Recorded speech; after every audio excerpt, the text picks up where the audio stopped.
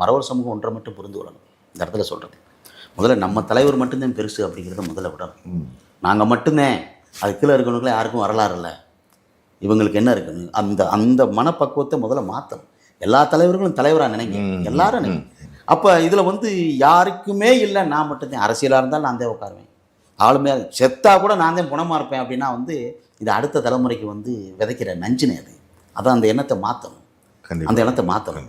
இப்போ இன்னும் வரும் தலைமுறைகளாவது வந்து நம்ம எந்த தலைவனாக இருந்தாலும் இருக்கட்டும் சரி, இங்கிட்டும் சரி அங்கிட்டும் சரி, ஒரு தலைவன் தன்னை நம்பி வரும் இளைஞர்களுக்கு ஆணவத்தை மட்டுமே கொடுத்து அவனை வளர்க்க நினைத்தால் அந்த ஆணவம் அந்த தலைவனை உறுதியாக அழிச்சிடும். இந்த மண் நமக்குள்ள இருக்குன்னு ஆடினோம்னா அதுக்குள்ளே விட்டு மூடி போட்டுரும். அதே இயற்கை நீதி. எதிர்முனையாக வந்து 2 கூட்டம் நடந்துருச்சு. முதுகுளத்தூரில் ஒரு கூட்டம், பரமக்குடியில் ஒரு கூட்டம். ஒரு சங்கம், ஒரு பாருங்கள், ஒரு சங்கம், ஆப்பநாடு மறவர் சங்கம், அவரெல்லாம் வந்து அவரை கேட்கும் பொழுது அவர் ராம்குமார் அந்த சங்கத்தோட தலைவர், அவர் மருத்துவர்னு சொல்கிறாங்க. மருத்துவர், அதாவது மிச்ச இடத்துல விட கிராமத்தில் உள்ள படிக்காதவனு கூட அந்த பழைய நடைமுறைகள் இருக்கலாம்னு வச்சுங்களேன். அவர் ஒரு மருத்துவராக இருந்து அந்த சங்கத்துக்கு தலைமையேற்ற பிறகு இமானுவேல் சேகரனுக்கு 3 கோடியில் எப்படி மணிமண்டபம் கட்டலாம் அப்படின்னு ஹைகோர்ட்டு போகிறாங்கன்னா அவங்க மனநிலை எப்படி இருக்குன்னு பாருங்கள். ஐயா கருணாநிதி யார் இந்த மண்ணுக்கானவரா? அவர் என்ன சாதிச்சிட்டாரு? 85 கோடிக்கு நீ கடலில் வந்து ஒரு பேனா வைக்கிறங்கிறிய, அதுக்கு ஆப்பநாடு மறவர் சங்கம் என்ன கேள்வி வச்ச? அது யார் வீட்டு சுத்துறா? இது என் மனம், இது என் மண் வளம், மலை வளம், காட்டு வளம், என்னுடைய உரிமை, என்னுடைய மண் நிலத்தில் இன்னொருத்தனுக்கு எப்படா பேனா கேட்கணுமா வேணாமா? உன்னை சௌத்ரி நீ வரணும், என் தலைவனுக்கு மாலை ஓடணும் நான் சொன்னால் நீ என்னடா தலைவன் நீ கேட்கலாம், நீ வர வேண்டாம்.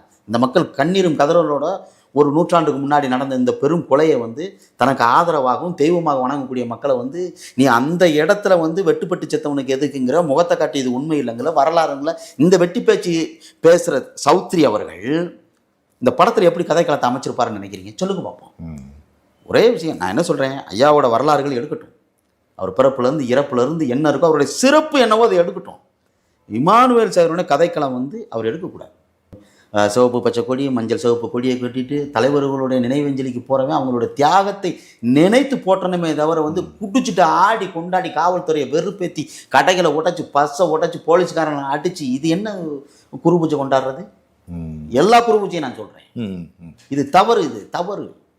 முதல்ல 20 வயசுலேருந்து 30 வயசில் வாழ்ந்து முடிச்சுட்டேன், சிறை நிறைஞ்சு கிடக்கு. இன்னைக்கு மதுரையில் சிறை நிறைஞ்சு கிடக்கு. இதை பாவத்தை கொண்டு போய் எந்த தலைவன் சமந்தி நீ என்ன செய்ய போகிற? நீ இன்னைக்கு தலைவர்கள் வந்து நீ பங்களாவை கட்டி 2வது 4 காரு உனக்கு அடியால் எல்லாமே இருந்தது. உன்னை நம்பி இருந்தேன், ஒரு நாள் கண்ணீரும் கதையுமா உட்காந்துருக்காங்க, எடுக்கக்கூட ஆடலாம் இந்த சிறையில் மதுரையில். இப்போ அதை கேட்கல. இந்த மண்ணின் பூர்வகுடி இந்த மக்களுக்காக வாழ்ந்து இறந்த ஒருத்தருக்கு வந்து நீ வந்து மணிமண்டபம் கெட்டக்கூடாது, கொலகாரன், அவனுக்கு என்ன வரலாறு இருக்குங்கிறது இது எவ்வளோ பெரிய வன்மம்னே சொல்லுங்க பார்ப்போம். ஆனால் என்னை சாதியால் கூட ஒருத்தனை வந்து கீழ்மைப்படுத்தி பேசிட்டா கூட மறந்துடலாமே. வெட்டுப்பத்து செத்தவைங்கிறது இது எவ்வளோ பெரிய ஒரு சாதிக்கான எப்படி? அது ரொம்ப நாகரிகமற்ற சொல்லு. அது நம்ம பொது சமூகம் அதை எந்த சமூகம் ஏற்றுக்கிறாது. அதுக்கு தமிழ் ஊரும் நல்லுலகம் பதில் கொடுக்கணும். இல்லை, அது எந்த பொது சமூகமும் அதை ஏற்றுக்கொள்ளலை. அது இந்த முக்குளத்தூர் சமூகத்தினுடைய ஒட்டுமொத்த குரலும் அல்ல. ஆப்பநாடு மறவர் சங்கம் கோர்ட்டுக்கு சென்றது தியாகி இமானுவேல் சேகரனாருடைய மணிமண்டபத்தை மறுக்கிறதுக்காக வழக்கு தொடர்த்தது என்பது முக்குளத்தூர் சமூகத்தினுடைய ஒட்டுமொத்த குரலும் அல்ல என்பதை நீங்கள் ஏற்றுக்குருவீங்க. ஏன்னா அதுதான் உண்மையும் கூட.